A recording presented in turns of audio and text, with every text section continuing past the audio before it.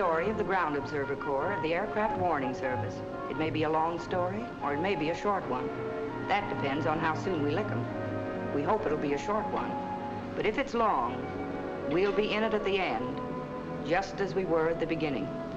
By the time we had started, late in 1941, the world had gotten a lot of packets of bad news from bombers, like this stuff here.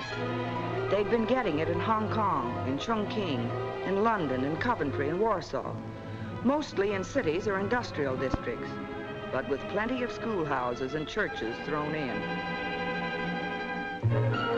When we started, our towns were still all in one piece, and we weren't exactly at war yet, but we were getting madder and madder. Also, we figured that sooner or later, this might be the kind of a war you'd want to get in, considering the type of people who were on the wrong side. Some of us at the time were looking up, but all we saw were our own planes. At least we thought they were our own, but we could have been wrong as well as not, as we found out later. Some of us, a few thousand or not very many in a country of millions, decided to be sure, just in case. The Army began it pretty much like this, in the Board of Supervisors office. They found out that all you had to do was ask and you got it. The various fighter commands of the Army Air Forces all over the country are sending out a call for thousands of civilian volunteers. We're forming the Ground Observer Corps of the Aircraft Warning Service. It's a matter for every patriotic citizen. Now, these ground observers will work directly with the Air Forces and will contribute greatly to the efficiency of the fighter commands. His job, or her job, will be to detect all aircraft flying within a designated area and then report to a filter center where the progress of the plane will be displayed and tracked. Isn't this a little premature? We're not at war. Not yet, and we certainly hope we won't be. But these men and women will be trained during maneuvers or war games. We intend to be prepared for whatever happens. Well, Major, if the Army needs volunteers from this county, we'll see that it gets them. Good. Now, here's the procedure.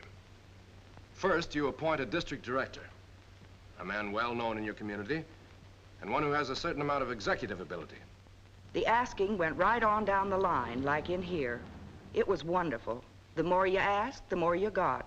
Ed, you're president of the Kiwanis Club and past commander of the American Legion. You're well known and well liked in this community. In short, you're just the man the Army wants. What? Brother, you've got a new job, a full-time job without pay, as district director of the Army Air Force's Ground Observer Corps. I'll take the job, if I can handle it. You can handle it. First, you must select supervisors for each area in your district. Men that you can trust to organize the personnel of the observation posts. All the observers couldn't be in the cities, so the district directors hit the road. Hiya, Ed. What are you doing this far away from your store? Getting people in the Army, Ray. Wait a minute. How about starting from the beginning? Okay. The beginning is that you're a supervisor in the Ground Observation Corps. Huh? And the first thing for you to do is to select a chief observer for each post. Oh. And after them, the area supervisors went right out into the tall corn, found all kinds of people willing to keep their heads up for their country. Good afternoon, Mrs. Tucker. Say, you're a stranger, Ray Harper. Come on in and sit down. Thanks, I can't stay. I've got too many calls to make. Emma, the Ground Observer Corps of the Army Air Forces wants to use your house as an observation post.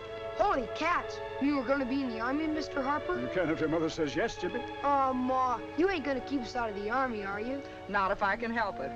But what can we do? Well, you can be chief observer, and Jimmy can be the assistant chief. You will phone a report on all planes flying over your farm. Oh, boy, that's for me. I'll start right now.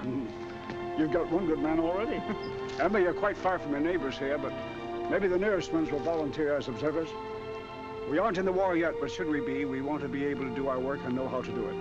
We'll handle it, Ray. That's what they all say around here. You know, this country is full of Americans. Sure, the country was full of Americans. A good many of them by now had field glasses in their hands and permanent cricks in their necks. The Army was holding maneuvers, and they were looking up and writing in their logbooks and getting used to their jobs. It still seemed all in fun because in Washington were a pair of accomplished, undersized liars who were saying that everything was going to be just swell. Gentlemen, you all know how difficult my mission is, but I'll do all I can to make it a successful one for the sake of two countries, Japan and the United States.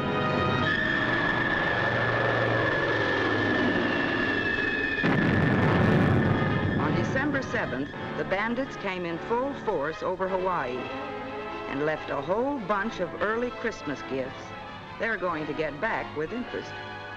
A lot of us were stunned, of course, and horrified. But the best part about the Ground Observer Corps was that it had set itself to take a punch, so it didn't have to duck this one. Hello. Yes, this is Randall. What? All right. All right, my district will be on the job in 5 minutes. I'll be there in 5 minutes. The dirty yellow. Yes, we know. We heard it on the radio. We're already activated. None of us quite realized then how well this outfit was set up. But the fact is that a few hours after Pearl Harbor, the whole outskirts of America were filled with people waiting for some more of the samurai to come back and get their blocks knocked off. They were on tops of buildings downtown, and hanging to cliffs up in the mountains, and out on the desert where you had to climb a pole to plug in your telephone line. In the middle of factory districts where it was more than likely they'd come to drop their stuff. And in every other place you can imagine, high up, low down, noisy and quiet, easy and hard. They were a pretty varied bunch too, because patriots don't come all in one pattern. They came from the lifted pinky set that said Army flash with a broad A. Some of the ladies didn't have nurses, so they brought their babies along. And a lot of the guys who held those field glasses had calloused hands. Some of us were farmers who dropped a pitchfork to pick up a phone. And our wives were with us. We even had blind men who could hear plane motors better than the people who could see. And yes, even dogs. It was a sort of a motley outfit, just the kind you get from a free country. It was all for nothing, and they were glad to do it. And they meant business. It wasn't their fault that they didn't get a chance to show their stuff right away. They could have done it all right.